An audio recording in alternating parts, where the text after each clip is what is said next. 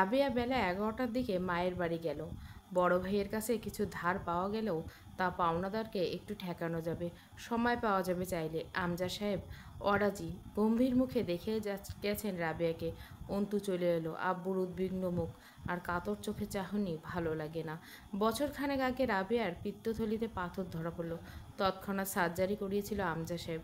আব্বু আম্মু দুজনেই হাই ব্লাড প্রেশার, ওষুধ পানি এর খরচা, অন্তুর পড়ালেখা, যাবতীয় দরকার, গোটা সংসারে সবই বইছে আমজা সাহেব। সব করতে ঋণ করতে করতে হয়েছে আমজা সাহেবকে। আনতেই একটা দোকান করেছে বড় বাজারের মধ্যে। অন্যরা তার চেয়ে ছোট ব্যবসা করে মাসে লাখ টাকা আয় করে। আন্তিক দোকানে দিন দিন খালি হচ্ছে, পুঁজি নেই হয়ে যাচ্ছে। বাড়িতে টাকা পয়সা দেয় না অন্তিক। আমজাদ সাহেবও চান না। এখন তিনি যেন বাড়ির একমাত্র কর্তা, অথচ চাকরি থেকে রিটায়ার করছেন বহুদিন আগে। তার কর্ম বিশেষ উচ্চপদস্থ ছিল না, স্কুল মাস্টার। পুরো পরিবার ও আন্তিকের বউয়ের ভারটাও নিশ্চুপ বহন করছেন তিনি। আন্তিক নিজের এই লালবাতি জ্বলা ব্যবসার ব্যাপারে কোনো আলাপ আব্বুর সাথে করে না। আন্তিক অকালে বউ আনার পর স্বপ্নভাঙ্গা আমজাদ সাহেব মর্জিয়ার সামনে দাঁড় করিয়ে দুটো থাপ্পড় মেরেছিলেন। খেতে দিবি কোত্থেকে? সেই তো আমার ঘাড়েই চড়ে বসবে, অন্য উপায় আছে? আর কত দিকে যাব এই সামান্য কামাই নিয়ে? এই আমি তোকে জন্ম দিয়েছিলাম, দুই হাতে এত দূর টেনে এনেছিলাম, তোকে নিয়ে রাতভর স্বপ্ন বুনেছি জালের মতো। দেখ, বিশ্বাস করার উপায় রাখিসনি আজ সেসব। ইচ্ছে বহুত ছিল, সেসব এক লহমায় গুঁড়ো করতে বাঁধিনি তোর বিবেক। বিবেক থাকলে হয়তো বাধ্য। বয়স কত হয়েছে, বিয়ে করে এনেছিস, তাও আবার আমার নামে সম্মান ডুবে। কী কাজ করিস? বউকে খাওয়ানোর মুরদ আছে? চাকরি বাকরি করার যোগ্যতা হয়েছে? আমার ছেলে এমন মূর্খ হবে তা জানলে হয়তো তোকে দুনিয়ায় আনতেম না। অন্তু প্রথমবার সেদিন আব্বুকে নিজের আভিজাত ব্যক্তিত্ব আর বেরিয়ে প্রথমবার এমন কম দামি সাধারণ বাক্যে মূর্খ সরল ধরনের কথা বলতে শুনেছিল। এরপর দিন থেকে আজ অবধি চুপচাপ সব ভার বহন করছে, কোনো অভিযোগ আর করেনি দ্বিতীয়বার। কিন্তু আন্তিক বোধহয় বাপের সাময়িক ক্ষোভকে ধরে রেখে কিছু বিচ্ছেদমূলক কাজ করে বসেছিল। একই বাড়িতে থাকে, সামনের দিকে আসা যাওয়া করে, মাথা তুলে তাকায় না, আব্বুর সাথে কথা বলে না, ধার ধারে না কোনো কিছুর। সে যে আছে দুনিয়াতে তার অস্তিত্বের খোঁজ পাওয়া মুশকিল। সেসবের পরদিনে বড় বাজারে দোকান নিল সে। সপ্তাহখানেকের মাঝে সেই দোকানে কমপক্ষে 5 লাখ টাকার মাল তুলল। টাকা কোথায় পেয়েছে তার হদিশ কেউ জানে না। আর না জানানোর প্রয়োজন মনে করেছে আন্তিক কোনোদিনে। আমজা সাহেব বহু খোঁজ চালিয়ে বের করতে না পেরে হাল ছেড়েছেন। মাসখানেকের মধ্যে দোকানের ক্ষয় শুরু হলো। উন্নতির জায়গায় ক্রমান্বত অবনতি। বেচাকেনা হয় কি না কে জানে, কিন্তু একটা পয়সা ঘরে আসে না। কোথায় যায় কেউ জানে না। প্রথমে ভেবেছিল আন্তিক খারাপ পথে গেছে, নেশা করছে হয়তো। সেসব খোঁজখবর নিয়ে দেখার পর পাওয়া যায়নি। আন্তিক কেমন যেন হয়ে গেছে, চোখ মুখ শুকনো, শরীর শুকিয়ে। সুদর্শন ছেলেটা একদম 60 বছরের বুড়ো হয়ে গেছে। খাচ্ছে বাপের ঘাড়ে, আছে বাপের পাখার নিচে, অথচ তার আত্মসম্মান নাকি তীব্র অভিমান অথবা অন্য কিছু কে জানে। দুপুরে রান্নাতে হাত লাগিয়েছে মার্জিয়া। অন্তু গিয়ে থালা বাসন মাজতে গেলে মার্জি বলল, অন্তু, একা ছিলাম, কাজ করতেছিলাম, ভালোই তো ছিলাম, কি দরকার তোমার এখানে আসার? সকাল থেকে রান্না করছি, বাসন মাজতে হাত ক্ষয়ে যাবে না আমার, রাখো তো, যাও এখান থেকে। অন্তু কথা বলতে চাইলে ওর না, শুধু বিনয়ের সাথে বলল, আপনি চাইলে এখন একটু বিশ্রাম নিতে পারেন ভাবি, আমি রান্না করছি। সবচেয়ে বেশি গাছ জ্বলে কখন জানো? জানি না। আপনার বা কখন সবচেয়ে বেশি গা জ্বলে আমার জানার কথা নয়। মর্জিয়া দাঁত খেঁচে আবারও সামলালো নিজেকে। তোমার সামনে আসলে, তুমি যতক্ষণ সামনে থাকো আমার গা তিত্তির করে পড়ে, বিশেষ করে তোমার শান্ত নরম কথায়। অন্তু আস্তে করে বলে, আচ্ছা বুঝতে পেরেছি। থালা বাসন মাজা হলে রান্নাঘর ছড়িয়ে থাকা কৌটো বিভিন্ন জিনিসপত্র গুছিয়ে রাখতে লাগলো। মাজিয়ে বলল, আমার চাচাতো ভাইকে পছন্দ হয়নি তোমার? হয়নি এমন নয়। তাহলে কোনো জবাব দিলে না তো? আসলে ভাবি, এখন বিয়ে করতে চাইছি না। বিয়ে করার মতো হলেই তো আর ভেগে যাব না। আপনারা যেমন খুশি ভালো মন্দ বুঝে দিবেন। ভেগে যাবে না তার গ্যারান্টি কি? অন্তু চুপ রইল। মর্জিয়া আবার বলল, বিয়ে কেন করবা না? বয়স কি 15তে পড়ে আছে তোমার? কচি ভাবো নিজেকে। কমপক্ষে 22-23 বছর চলতেছে, মেয়ে মানুষ কি আর আবার 30 বছরে বিয়ে করে? বয়স একটু বাড়িয়ে বললেন। যাই হোক, পড়ালেখা অথবা সংসার দুটো এককভাবে করতে হয়। আউটসাইডে পিছুটান নিয়ে দুটোর কোনোভাবেই ভালো হয় না। সংসার করলে শুধু সংসার, পড়ালেখা করলে পড়ালেখা। অনার্সের আরও 2 বছর দেখতে দেখতে কেটে যাবে। এরপর এলএলবি করে বার কাউন্সিলের পরীক্ষা উত্তীর্ণ হতে পারলে একটা নিম্ন আদালতে চাকরি পেতে হলে চাপ কম নয় ভাবি। এখন বিয়ে নয় আপাতত, চোখ গরম করে তাকিয়েছিল মার্জিয়া। সে নরম সুরে বলল, আপনি কেন এত আগ্রহ আমাকে বিয়ে দিয়ে? অনেক কারণ আছে, একটু বলুন, আমি শুনতে আগ্রহী। মশলা কষাতে ঝাঁজ নাকে লাগতে অন্তু কেসে উঠে মুখে ওড়না চেপে ধরলো। তরকারিতে পানি দিয়ে মর্জিয়ে ফিরল ওর দিকে। তুমি খুব জাননেওয়ালা নাটক করলে, বহুত কিছু জানো না। তার উপর জোয়ান মেয়ে বাড়িতে থাকলে তোমার বাপ মায়ের চিন্তা না থাকলে আমার হয়। তার উপর তোমার যে স্বভাব চরিত্র, আত্মীয় ছেলে পাওয়া গেলেও হয়। আমার বোনের সংসার নড়ে বড়ে হয়ে গেছে তোমার জন্য। তোমাকে পড়ালেখা করাতে গিয়ে আমার শ্বশুরের হাতের অবস্থা খারাপ। অন্তু যাও তো, আমার কথা বলতে মন চাচ্ছে না তোমার সাথে। খুব আগোছালো লাগলো কথাগুলো। অন্তু মনে হলো ভাবি যা বোঝাতে চাচ্ছে তা আসলে পাচ্ছে না। চুপচাপ দাঁড়িয়ে রইল। খানিক পরে আপন মনে বলল মর্জিয়া, একটা টাকা যৌতুক ফৌতুক কিছুই চায়নি, তোমাকে পছন্দ করেছে, আরও 5-7 ভরি গহনা দিয়ে নিয়ে যাবে, তাতে অন্তত সংকট কমবে। অন্ত হাসলো। বিক্রি করবেন নাকি আমায়? আর গহনা দিলে তো আমার গায়ে অথবা আলমারি থাকবে, সংকট কমবে কি করে? আমি এমন সংকট লেগেছে বাড়িতে যে আমাকে বিক্রি করে গহনা দিয়ে বাড়ির সংকট কমাতে হবে।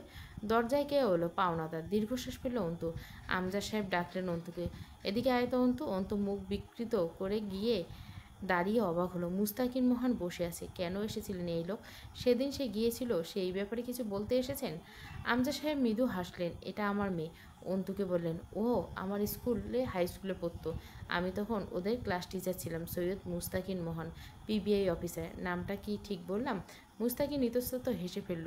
শুদ্ধতম হাসি। পরিপাটি এক সৌম্য চেহারার পুরুষ মানুষ। পরনে পাঞ্জাবি থাকায় আরও ভালো লাগছে দেখতে। লাল চাদর জড়ানো। সেদিন কার্যালয় থেকে এমন বিশেষ লাগেনি। হালকা রঙা পাঞ্জাবিতে ফর্সা মতো শরীরটা, পেটানো হাতের টকে কালো বেল্টের হাত ঘুরি নজরে এলো। সুপুরুষের আখ্যা পাওয়ার মতো সব কিছু আছে মুস্তাকিনের মাঝে। ভুরু চটা পড়া, জোর ভুরুতে পুরুষ মানুষ এমনিতে একটু বেশি নেশা ধরানো। হাসিটা চমৎকার সুন্দর। বসে আছে বিনয়ীভাবে নিজের প্রাক্তন শিক্ষকের সম্মুখে। মুচকি হাসি ঠোঁটে ঝুলছে। এভাবে কোনোদিন আগে পরখ করেনি কাউকে অন্তু। মুস্তাকিন বলল, আমি জানতাম না স্যার এটা আপনার মেয়ে। ছোটোবেলায় স্কুলে দেখেছি বোধহয়।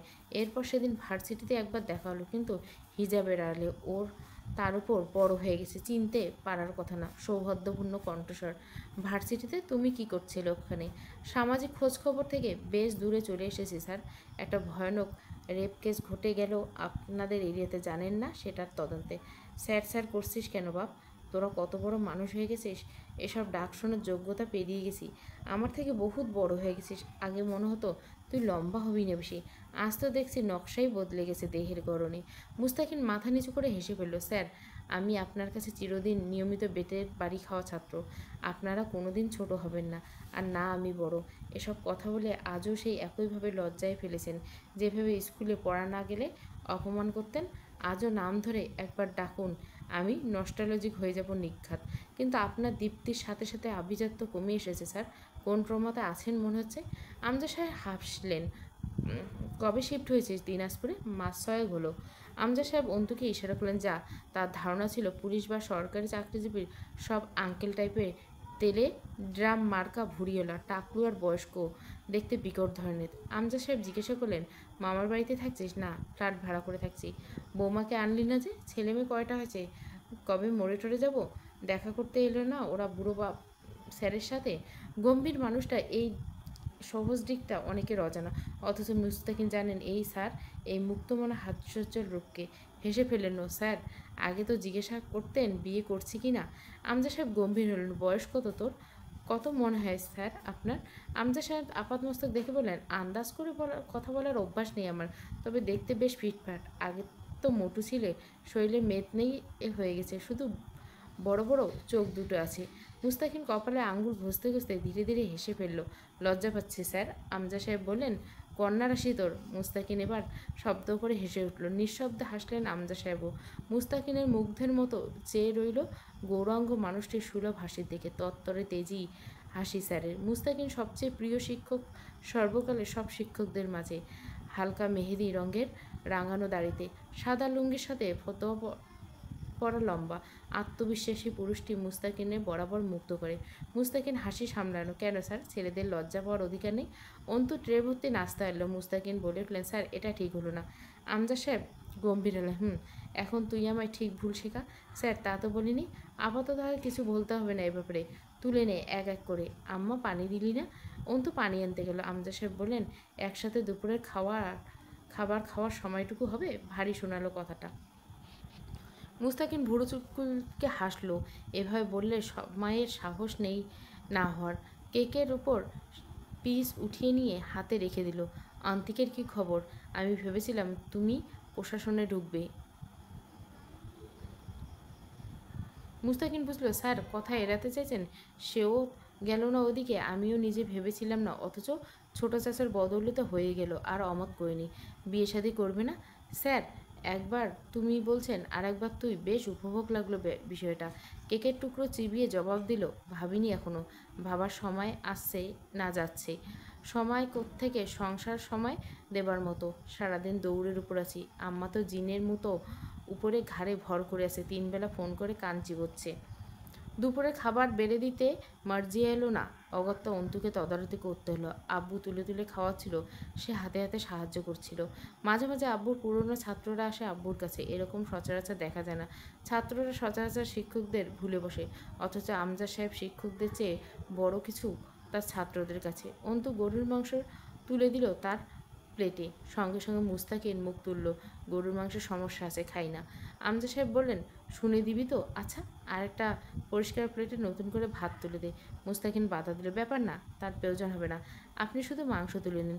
অন্তু একটু অপ্রস্তুত হলো, মাংস কী করে তুলবে? চামচ দিয়ে তুলতে গেলে মুস্তাকিন হাসলো, হাত দিয়ে তুলুন। পাত থেকে চামচ দিয়ে মাংস তোলা যায় না। প্লেট থেকে হাত দিয়ে মাংস তুলে নেওয়ার পর অন্তুর শরীর অস্বস্তি দেখে বসলো। খাওয়া শেষ করে হাত মোছার জন্য গামছা চাইলেন মুস্তাকিন। অন্তুর মনে হলো আগে সে দুদিন মুস্তাকিনকে দেখেছে, খুব পেশাগত, শক্ত লেগেছিল। আজ একদম তা লাগছে না, সহজ, মিশুকে ও ব্যক্তি সুলভ লাগছে।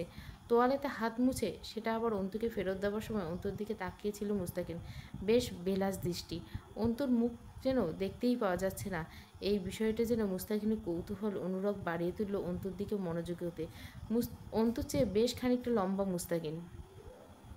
প্রশাসনিক লোকদের একটা নির্দিষ্ট উচ্চতা থাকে। একটা ঢোক গিলল মুস্তাকিন।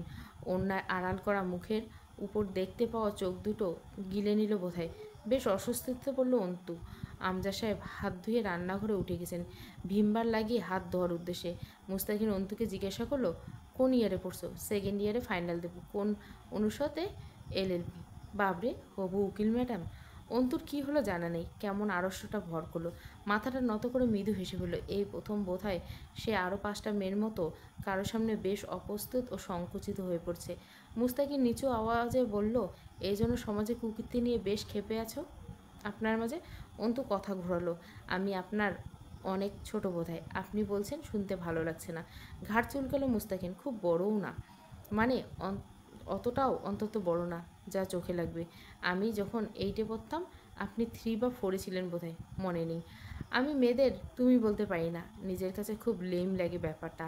এরা মেয়েজাত, এদের সামনে খুব কুকড়ে যায় আমার তেজার শক্তি। বলা চলে মেয়ে জাতিকে ভয় পাই আমি। মানে ধরুন কি থেকে কি হয়ে যাবে, কোথাও অসম্মান, তাদের মনোকষ্টের কারণ হবে আমার কোনো কথা বা আচরণ, অভ্যাসগত কারণে হলো আপনি থেকে তুমিতে আসা খাটুনির কাজ হবে। মুস্তাকিন বলার ধরনটা অবলীল ও সরল ছিল। অন্তুর ভালোই লাগলো শুনতে, হাসি পেল অল্প। আব্বুর ছাত্রের মুখে আব্বুর আদর্শের কথা শোনাটা চমৎকার একটা অনুভূতি মনে হলো অন্তুর। এই আদর্শ তো সে ছোটবেলা থেকে দেখছে আব্বুর মাঝে। পাঞ্জাবি হাতা গুটাতে আমজা সাহেব পেছনে গেল মুস্তাকিনের। আমজা সাহেব আবার বসলেন, নিজের জমি জমার সমস্যার কথা তুলে সব খুলে বলছেন। আবারও এক মনে করলেন। চলে যাওয়ার সময় দরজা অবধি গেলেন আমজা সাহেব, আবার আসবি কিন্তু। অবসর সময়টা কাটতে চায় না আজকাল। মুস্তাকিন বাড়ির ভেতরে চোখ ঘোরালো, কিছু খুঁজতে চলল তার চোখ দুটো। কারণ অকারণে বোধহয় এই অযাচিত প্রাসঙ্গিক কোনো চোখের চাহিদা ব্যতিক্রম মস্তিষ্কে মনোযোগী হয়। সেদিন অন্তু কার্যালয় থেকে আসার পর বেশ কয়েকবার খেয়ালে এসেছিল অবশ্য এই আলাদা ধাঁচের অপরিচিতার কথা। দেখা পেল টেবিলের উপর ছিটিয়ে থাকা থালা বাসন গোছাচ্ছে। স্যার বিদায় বলে সামান্য গলা উঁচিয়ে অন্তুকে বলল, আসি উকিল ম্যাডাম, মন দিয়ে, আউটসাইডে চিন্তা না করে বোধহয় আপনার জন্য ভালো, সমাজ দেখার জন্য আমরা আছি। আপনার পুরো ফোকাস এখন বইয়ের পাতা হবে। আমজাদ সাহেব মৃদু হাসলেন। দোয়া করিস বাপ, একই জেলায় আছিস, তোদের জুনিয়র, দেখে শুনে রাখিস রাস্তাঘাটে যে সব কিছু ঘটছে। ভার্সিটিতে চিন্তা হয় ওকে নিয়ে, খুব বেপরোয়া হয়েছে। বেপরোয়ারা সাধারণত আজাব বই আনে। মুস্তাকিন আবার একবার তাকালো অন্তুর দিকে। আপনার মতো হয়েছে স্যার, আসি। ফ্ল্যাটে যাবেন সময় করে, এক কাপ চা খেয়ে আসবেন ছাত্রের হাতে। অন্তু এবার তাকিয়ে দেখলো বাইরের দিকটা। শালটা কাঁধের উপর তুলে রোদ চশমাটা পরে নিল মুস্তাকিন। অন্তুর চোখের সামনে জয় এসে দাঁড়ালে ঘৃণায় মুখে বিরক্তি রেখা ভাঁজ আকারে পড়ল। এই শাল, রোদ চশমা, পাঞ্জাবি সব বেশে জয়কে দেখেছে অন্তু, অথচ এমন সুপুরুষ লাগেনি।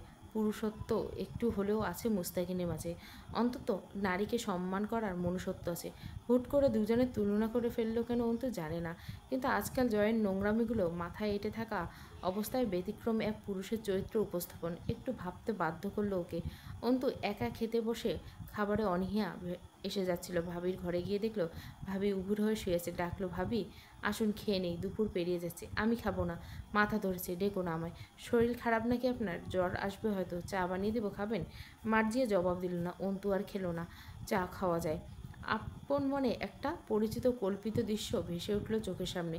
তার পরনে সাদা শাড়ি, তার উপর ওভারকোটের বিশেষ কালো পোশাকটা। সে কয়েকটা ফাইল হাতে রিক্সা থেকে নেমে সুপ্রিম কোর্টের ফটক পেরিয়ে এগিয়ে যাচ্ছে ভেতরে। ভাবনা ভঙ্গ হলো, পানি ফুটে এলো। চা পাতিলে ঢেলে দিয়ে আর এক ভাবনায় মগ্ন হলো। চোখের সামনে চিরাচারিত কাল্পনিক দৃশ্য ভেসে দাঁড়ালো তার বাস্তবে। আর সুপ্রিম কোর্টে উকিল হিসাবে ভেতরে হেঁটে এগিয়ে চলার মাঝে দূরত্ব কতটুকু? সেই দূরত্বের রাস্তাটা সহজ কতটা? ঝঞ্ঝার আর ঝোড়ো হাওয়া বেশ বেগ কেমন, কম না বেশি? রাস্তা বিছিয়ে আছে রক্ত গোলাপের কাঁটা নাকি রক্তরাঙ্গা কৃষ্ণচূড়া? তবে রাস্তার রংচটা লালচে, এটা কল্পনায় এলো অন্তুর। অবরুদ্ধ নিষেধ, পর্ব 11।